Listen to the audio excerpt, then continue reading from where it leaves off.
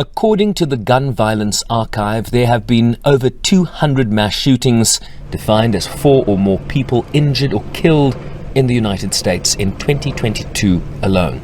Those making headlines: Buffalo, New York, where 10 people died; Uvalde, Texas, 21 dead, including 19 children; and Tulsa, Oklahoma, earlier this week. According to new data just released by the Center for Disease Control and Prevention, guns are the #1 killer of children in the United States of America. The #1 killer. More than car accidents, more than cancer. Over the last 2 decades, more school-age children have died from guns than on-duty police officers and active-duty military combined. Think about that. More kids than on-duty cops killed by guns. More kids than soldiers killed by guns. For God's sake, how much more carnage are we willing to accept?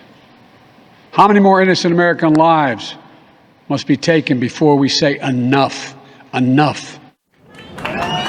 After visits to both Buffalo and Uvalde, Biden says the families of the victims urged him to do something, with the White House proposing common-sense efforts, including a ban on the weapons most commonly used in these attacks.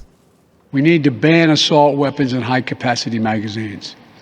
And if we can't ban assault weapons, then we should raise the age to purchase them from 18 to 21. Strengthen background checks. Enact safe storage law and red flag laws. Repeal the immunity that protects gun manufacturers from liability. Address the mental health crisis, deepening the trauma of gun violence and as a consequence of that violence. We should reinstate the assault weapons ban on high-capacity magazines that we passed in 1994 with bipartisan support in Congress and the support of law enforcement. 9 categories of semi-automatic weapons were included in that ban, like AK-47s and AR-15s. And in the 10 years it was law, mass shootings went down. But after Republicans let the law expire in 2004, and those weapons were allowed to be sold again, mass shootings tripled.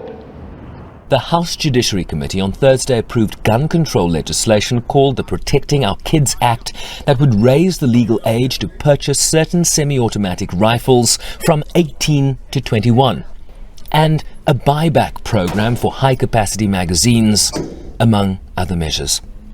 Throughout this nation's history, our elected leaders have risen to the task.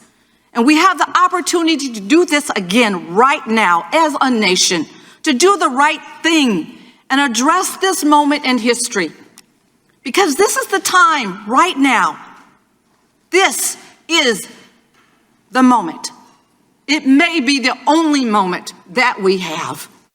Not a single Republican on the committee supported the bill, as it now goes to the full House for a vote next week before likely passage onto the Senate, where Democrats alone don't have the numbers. It is reflexive and it is irresponsible to consider bills while we're still trying to figure out what happened in some of these circumstances that you suggest animated the need for this hearing. And while the politicians quibble, deaths and catastrophic injuries from gun violence in America continue to grow, as does the grief of a nation. Sherwin Bryce, please, SABC News, New York.